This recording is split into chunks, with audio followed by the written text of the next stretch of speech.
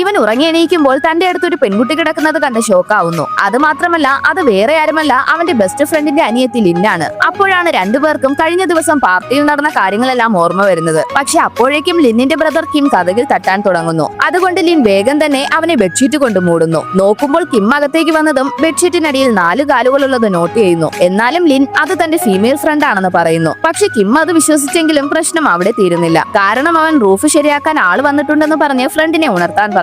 So Kim പുറത്തേക്ക് പോയതും Lee അവിടെ നിന്ന് പുറത്തു പോകാൻ ശ്രമിക്കുന്നു. പക്ഷെ കിം അപ്പോഴേക്കും ടെക്നീഷ്യനെയും കൊണ്ടുവന്നതും ലീ വീണ്ടും ബെഡ്ഷീറ്റിന്റെ അടിയിൽ ഒളിക്കുന്നു. തന്റെ ഫ്രണ്ട് ഒത്തിരി മദ്യപിച്ചത് കൊണ്ട് ഹാങ് ഓവർ ആയെന്ന് ലിൻ പറയുന്നു. അവൾ ആൽക്കഹോളിനെ പറ്റി പറഞ്ഞതും കിമ്മിന് ലീയും ആ പാർട്ടിയിൽ പങ്കെടുത്തത് ഓർമ്മ വരുന്നു. സോ അവൻ ഓക്കെ ആണോ എന്ന് ചോദിക്കുന്നതിനായി അവന് കോൾ ചെയ്യുന്നു. പാനിക്കായ ലീ ഒരു വിധത്തിൽ ഫോൺ റിംഗ് ചെയ്യുന്നതിനുള്ളിൽ തന്നെ അത് ഓഫാക്കുന്നു. പക്ഷെ അവൻ രക്ഷപ്പെട്ടെന്ന് വിചാരിക്കുമ്പോൾ ആ ടെക്നീഷ്യൻ അവൻ കിടക്കുന്നതിന് മുകളിലുള്ള റൂഫ് ശരിയാക്കാനായി വരുന്നു. അപ്പോൾ അയാൾ ടൂൾസ് എടുക്കുമ്പോൾ അറിയാതെ ഒരു പ്ലെയർ ലീയുടെ ദേഹത്തേക്ക് തള്ളിയിടുന്നു. ഭാഗ്യത്തിന് ലീ ഒരു പെണ്ണിനെ പോലെ ശബ്ദമുണ്ടാക്കി ആ സിറ്റുവേഷൻ ഹാൻഡിൽ ചെയ്യുന്നു. നോക്കുമ്പോൾ അടുത്ത നിമിഷം തന്നെ ടെക്നീഷ്യന്റെ ഡ്രില്ലും സ്ലിപ്പായി അവന്റെ ദേഹത്തേക്ക് തന്നെ വീഴുന്നു. എന്നാലും ലീ വേറെ വഴിയില്ലാത്തത് കൊണ്ട് എനിക്കൊരു പ്രശ്നവുമില്ലെന്ന് പറഞ്ഞ് ഹാൻഡിൽ ചെയ്യുന്നു. പക്ഷെ ലിൻ ബെഡ്ഷീറ്റ് മാറ്റി നോക്കുമ്പോൾ അവന്റെ ഫേസ് മുഴുവൻ ബ്ലഡ് ആയിരിക്കുന്നു. അതിനുശേഷം ആ ടെക്നീഷ്യൻ പോയതും ലിൻ അവനെ പെണ്ണിനെ പോലെ വേഷം മാറ്റി പുറത്തേക്ക് കൊണ്ടുവരുന്നു. പക്ഷെ അവർ കുറച്ചു ദൂരം നടന്നതും അടുത്ത ഫ്ളാറ്റിലെ ആ ലീയുടെ ദേഹത്തിടിച്ച് ലീ താഴെ വീഴുന്നു. ഭാഗ്യത്തിന് കിം കാണുന്നതിനുള്ളിൽ ലീ പേപ്പർ ബാഗ് വെച്ച് തന്റെ ഫേസ് കവർ ചെയ്യുന്നു. പക്ഷെ പെട്ടെന്ന് കിം അവനെ നിൽക്കാൻ പറഞ്ഞതും പിടിക്കപ്പെടാതിരിക്കുന്നതിനായി ലിൻ അവനെ വേഗം തന്നെ ഓടാൻ പറയുന്നു.